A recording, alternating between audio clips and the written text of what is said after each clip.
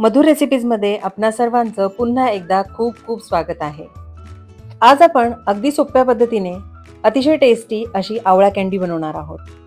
ही आवळा कँडी बनवण्यासाठी आवळा साखरेत भिजत घालण्याची गरज नाही किंवा उन्हात सुकवायची ही गरज लागत नाही। अगदी झटपट ही आवळा कँडी तयार होते आणि अशा पद्धतीने जर आवळा कँडी बनवली तर मुलेही ती आवडीने नक्कीच खातील। तर वेळ न घालवता लगेच सुरू करूयात आजची आपली रेसिपी।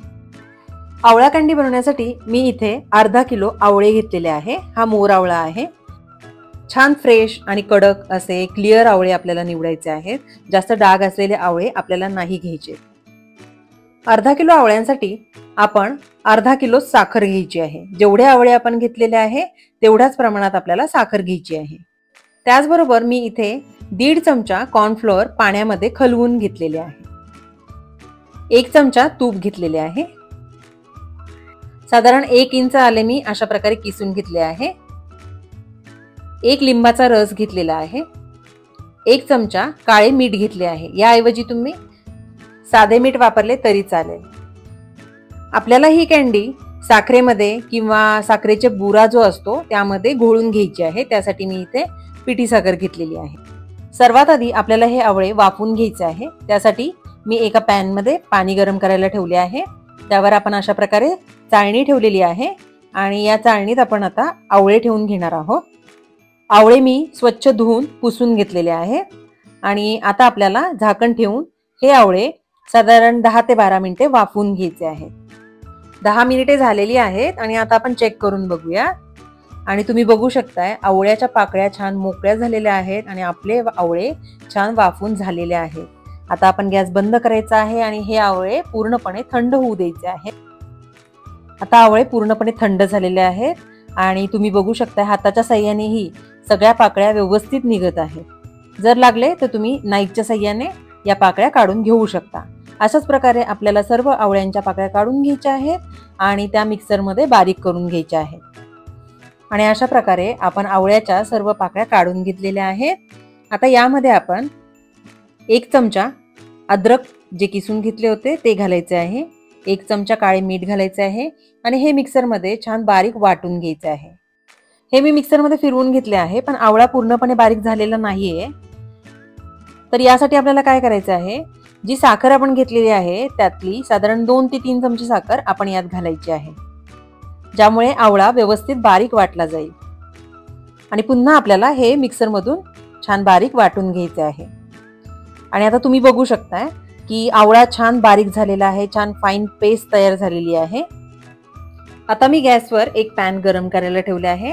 त्यात आपण जी ही आवळ्याची पेस्ट बनवली होती ती घालून घ्यायची आहे। त्याचबरोबर साखरही आपल्याला इथे घालून घ्यायची आहे। पाव किलो आवळे मी घेतले होते आणि त्यासाठी आपल्याला पाव किलो साखरच घालायची आहे। साखर विरघळल्यानंतर मिश्रण थोडेसे पातळ होईल आणि त्यानंतर पुन्हा ते घट्ट होईपर्यंत आपल्याला ते मध्यम आचेवर शिजवून घ्यायचे आहे। थंडीमध्ये हे मोर आवळे खूप इझिली अवेलेबल असतात आणि थंडीत हे आवळे खाल्लेले शरीरासाठी खूप चांगले असते। पण आवळ्याची चव थोडीशी तुरट असल्यामुळे मुले आवळे खाण्याचा कंटाळा करतात। पण अशा पद्धतीने जर तुम्ही कँडी बनवून दिली तर मुलांना ती नक्कीच खायला आवडेल। आवळा कँडी बनवण्यासाठी शक्यतो फ्रेश आवळे आपल्याला निवडायचे आहे। छान क्लिअर असे डाग नसलेले आवळे आपल्याला यासाठी वापरायचे आहे। आणि आपले मिश्रण आता इथे घट्ट व्हायला लागलेले आहे। आता या स्टेजला आपल्याला यामध्ये लिंबाचा रस घालून घ्यायचा आहे। लिंबाचा रस घातल्यामुळे काय होईल, साखरेचे क्रिस्टलायझेशन होणार नाही, साखर जमणार नाही।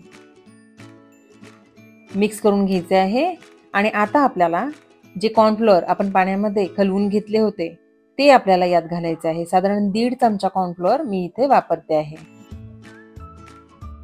आणि आता हे मिश्रण छान मिक्स करून घ्यायचे आहे आणि हे मिश्रण पॅन मधून सुटेपर्यंत, त्याचा छान घट्ट गोळा तयार होईपर्यंत आपल्याला हे गॅसवर परतून घ्यायचे आहे। 1 चमचा तूपही आपण इथे घालून घ्यायचे आहे। तूप घातल्यामुळे काय होईल, कँडीला छान ग्लेज येईल।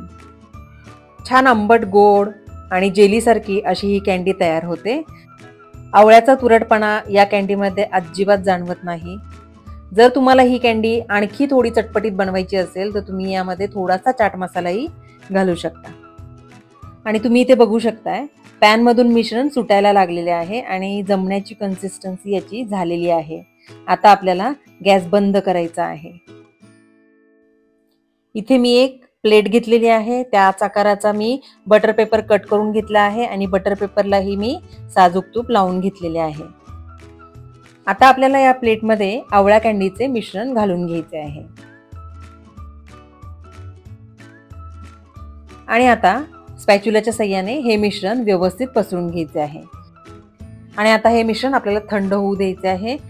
अशा प्रकारे पेल्याला तूप लावून घ्यायचे आहे आणि मिश्रण थोडे थंड झाले की आपल्याला ते पेल्याच्या साहाय्याने अलगद हाताने छान प्लेन करून घ्यायचे आहे. आणि हे मिश्रण पूर्णपणे थंड होऊ द्यायचे आहे.